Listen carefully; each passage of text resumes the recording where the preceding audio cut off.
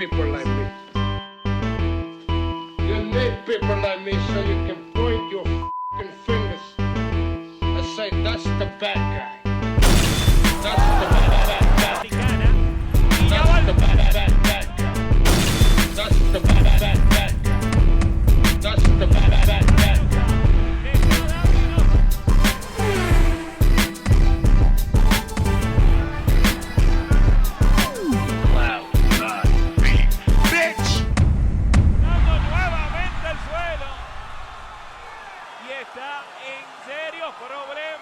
De la noche, Stephanie Piñeiro.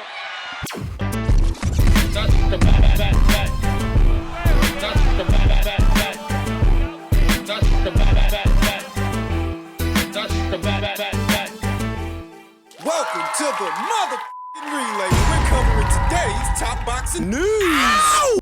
Okay, we'll start with this. Super middleweight and confidant to Terence Crawford, Steven Nelson says, Terence's power will surprise Canelo Alvarez. Steven Nelson knows better than anyone how well Terence Crawford deals with super middleweights and even heavier fighters. One of Crawford's closest friends has sparred countless rounds with the four-weight world champion since Crawford competed in the lightweight division. Nelson has boxed at light heavyweight and super middleweight since he made his pro debut 9 years ago, yet that never deterred the smaller Crawford from going at it with him in the gym. Well, I think it's going to take a bit more than gym stories from Crawford's old buddy to convince me that he can hurt Canelo. Nothing Crawford accomplishes in their sparring sessions surprises Nelson anymore. The Omaha, Nebraska native is certain that Crawford's power and aggression will catch boxing's undisputed super middleweight champion off guard next weekend at Allegiant Stadium in Vegas. People think he's going to get in there and just run the whole fight, Nelson told The Ring. They think he's going to move around, box and move around. Move around. Like, dude, I'm just looking forward to seeing what the excuses are, seeing what they say. Crawford's critics contend he won't be able to take Alvarez's power in the 12th round. 168-pound fight for the Mexican Icon's Ring Magazine and undisputed crown. They also doubt Crawford will be able to hurt Alvarez, whose granite chin has been one of the most consistent strengths in almost 20 years as a pro. That's the other factor.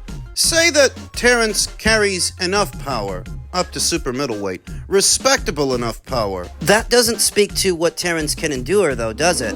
What he can take. Now, I suppose that's what packing on all that muscle has been for. But bigger delts and bigger biceps, triceps, bigger pecs, that don't do nothing for your chin, does it? No, it doesn't. What's interesting is Steven Nelson, along with Bo Mack and Terence Crawford, are making certain assurances, dropping certain hints that they don't mean to run from Canelo Alvarez like Jermell Charlo did and William Skull. They want to put a dent in this guy. They want to hurt him. They want to do the unthinkable. It's giving off the impression that what they would like to do is knock him out. And the old saying goes that in looking for the knockout, you run the risk of being knocked out. I've seen every version of Terence Crawford, the lightweight, the super lightweight, the welter, and very briefly, the junior middle. And he gets hit, you know. He's an excellent boxer, one of the best. But he gets hit. Nelson, 20-1 with 16 knockouts, who will face Cuba's Raico Santana, 12-4 with 6 knockouts in a 10-rounder on the Alvarez versus Crawford undercard, laughs and reminds them, whenever he gets the opportunity, that they are misinformed. Every time Bud steps up, Nelson said, and fights new guys, since he has at, 135, 140, it's always, I don't know how he's going to be able to take this pressure. This guy's bigger. It's always that. But since I've known Bud, he's always got in there with bigger guys and made statements and ended up being the bigger man. I've seen it. I felt it. I'm a bigger guy, and we've sparred countless rounds, and I've seen him in there with so many people, including Lester the Molester Martinez, and everybody. And that's never going to be a factor. It's not going to be a problem. Bud has always been a heavier guy, but he's always had to go down, hold his weight. He's never had a chance to grow. Crawford's 14-pound jump up in weight from the junior middleweight limit of 154 to the super middleweight maximum of 168 didn't exactly stun Nelson. And not just because Crawford, 41-0 with 31 KOs, will make a career-high purse for challenging Alvarez. In a fascinating fight Netflix will stream worldwide. wide.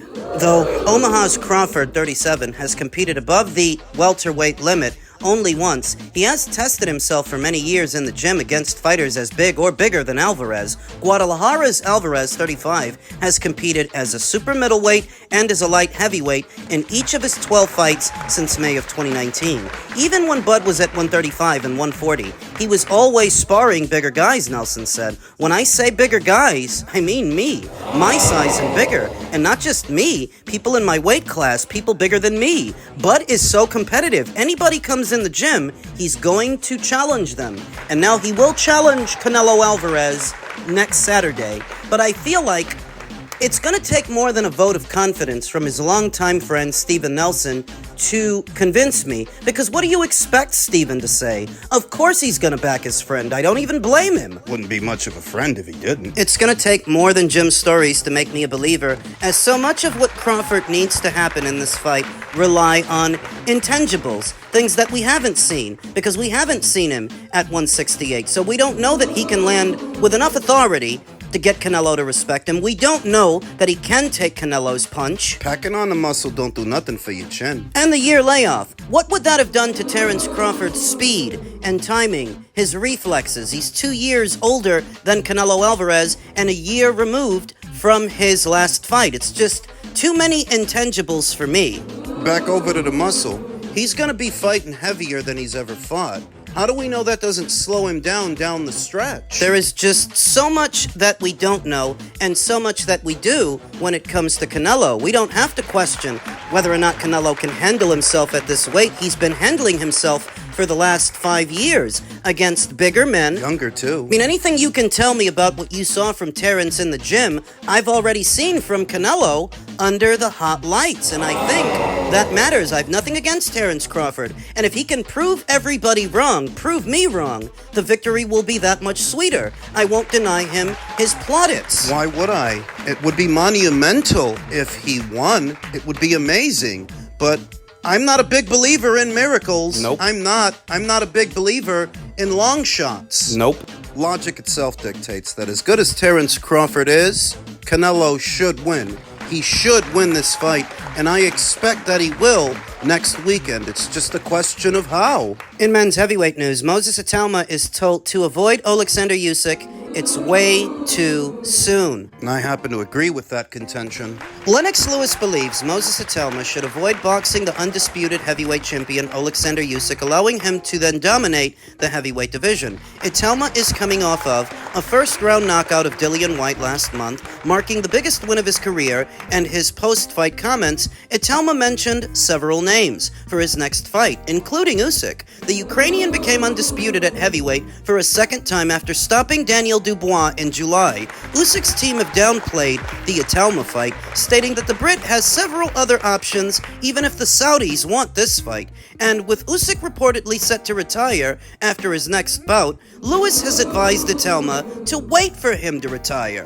It's way too soon. It's better to wait until he retires. Usyk's not going to stay around too long. And then take your shot. There's no use doing it now. Right now, you're learning. You're learning everything, and you have to wait for the right time. You can never be rushed. If you're rushed, you're going to do a bad result for your career. So it's better to take your time and take it when it's ready, when you're ready. I agree. Itauma said. Surprisingly level-headed from the young up-and-comer. As for Usyk, the Ukrainian will not fight again this year. Frank Warren confirmed that the champion is sidelined due to injury, as requested that the WBO discharge his mandatory obligation against Joseph Parker. WBO President Gustavo Olivieri will make the final decision. If the extension is given, Usyk will hold the belts until next year. But it would seem that a decision was already made. Without Gustavo, it was announced earlier today that Joseph Parker will in fact face Fabio Wardley before this year is out. So with Joseph otherwise preoccupied, Usyk isn't on the hook. He shouldn't be. Back over to Moses, who's arguably the hottest prospect in boxing right now, not just in the heavyweight division, but overall. Moses has shown quite a bit in a short while, given the abrupt end to his previous fight with Dillian Whyte. Basically knocked him out before he could even break a sweat. There's plenty of time left to get him another fight, and that's what they're saying they're going to do. All of this talk of an Usyk fight and rushing him to Usyk, who likely has just one more fight before he hangs the gloves up, it's a redundancy. It's pointless. It's not going to happen. Itauma versus Usyk is not a thing. Now downstairs, in the men's light heavyweight division, a slimmed-down Dmitry Bivol shares painstaking surgery recovery video. Looks to have lost some weight post-surgery.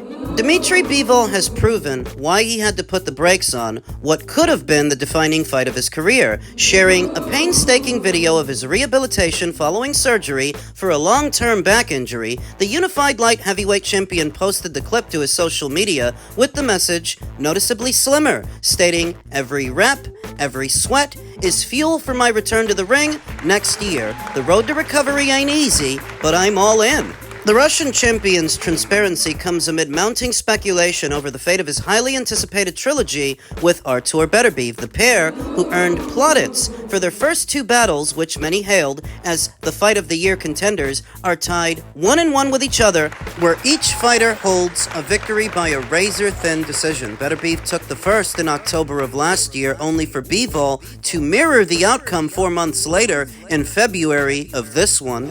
Both contests showcased the light heavyweight elite at its finest. Beterbiev's punishing pressure met Bivol's surgical precision, footwork, and timing in a modern rivalry already considered among the sport's best. Was originally thought that we would see a trilogy fight between them before this year is out to end this saga. Was first reported that Turkey LL Sheikh would be bankrolling the trilogy, and then it was reported that both fighters had gone to Turkey and requested that someone else be the financier, Umar Kremlev of the IBA, so that the fight could happen in Russia in front of a Russian audience. That was the story up until news broke of Dmitry Bivol's surgery for a back injury. Beterbiev was less than gracious about it. You would have thought he'd be more understanding given how many times he's been injured over the years. So now Artur Beterbiev is set to return to the ring in a comeback fight. Dmitry Bivol is out for the rest of the year, recovering.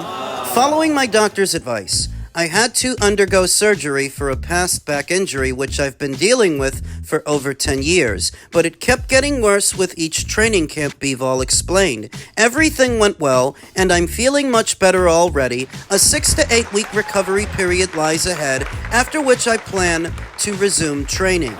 Thank you all for your support. I look forward to new challenges in the coming year. The timing of the recovery has implications beyond personal health. The IBF has confirmed to World Boxing News that soon after the surgery, it has not yet received a formal medical exception from Bivol, leaving his light heavyweight title rules in play. Michael Eifert, the mandatory challenger, is reportedly growing impatient. Unless the IBF grants an exception, Eifert's opportunity for a title shot could potentially remove one of Bivol's former undisputed belts at light heavy. Beterbiev has publicly expressed frustration with the delay, accusing Bivol of avoiding the trilogy. We were offered great conditions which were almost impossible to refuse. For my part, I did everything to make the third fight happen, but my opponent chose the path of retreat. Again, the Canadian-based Russian said. It was said that both boys stood to make more money in Russia than what they had already made boxing each other on Turkey's shows. Adding to the potential delay of their trilogy, it's not just the Michael Eifert stuff, the IBF stuff, the emerging conversation about Beterbiev versus Benavidez. That conversation has finally gained some traction. Ever since David Benavidez finally decided to bite the bullet and box on one of Turkey's shows, For a lot of money. he's going to be fighting Anthony Yarde. And the feeling is that if David wins his fight and Artur wins his fight, Turkey can put a fight between them together for a lot of money. And I like the sound of that. Don't forget that David Benavidez is the WBC's light heavyweight champion, albeit by way of an email. If Artur were to fight him and Artur were to beat him, that would make Artur a 2-time light heavyweight champion, and he would have that belt to bring to a Bivol trilogy. Because we don't yet know when exactly Dmitry is going to be coming back. Is it in the first quarter? In the second? While we wait, I would not mind a Beterbiev versus Benavidez fight. And the reason that David might do it, well, the PBC don't have much to do for him. I've maintained that they neither have The bodies for David Benavidez in the light heavyweight division, or the money to draw opponents to him.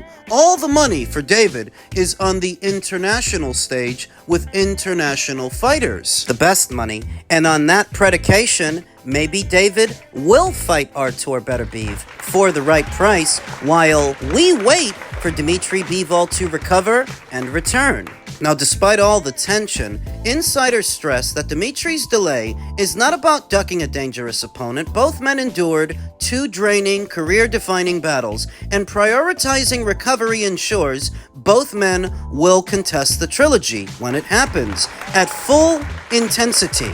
Bivol's social media underscores this commitment, showing him engaging in disciplined rehab exercises and meticulous conditioning work. For Bivol, the 2026 return is more than just another fight. It is a statement of resilience and effort to cement his legacy alongside the elite of light heavyweight history. The trilogy with Beterbiev remains a marquee event for Russia and international boxing, with Turkey El Sheikh reportedly giving his blessing to stage the rubber match and manage global media coverage.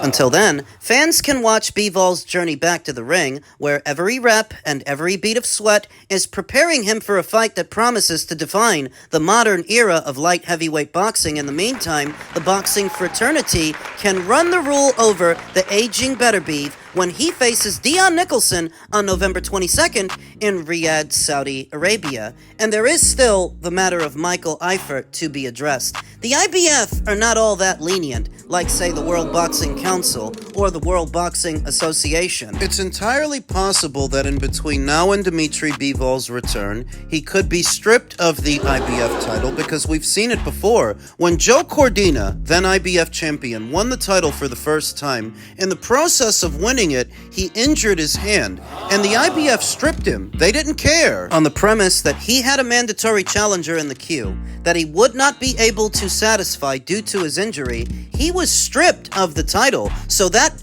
could happen to Dmitry in this situation. Michael Eifert has been the mandatory challenger for something like 2 years now. When reports indicate that he's growing impatient, I can hardly blame him. He's been lying in wait for his crack at the apple for 2 years. Now, that in and of itself doesn't make Dmitry Bivol the villain or Dmitry Bivol the bad guy. He's got to do what he's got to do, and Michael's got to do what Michael's got to do. The IBF has got to do what they've got to do. And what they might have to do is strip Dmitry Bivol of the IBF title. I would understand if they did. The show must go on. Michael may become IBF champion in the not-so-distant future, and maybe he can parlay that into a big David Benavidez fight or a big Artur Beterbiev fight. Once he gets the belt, Once he gets the belt, that changes everything. Suddenly, he's a somebody. just some things to think about while we wait for Dmitry to return.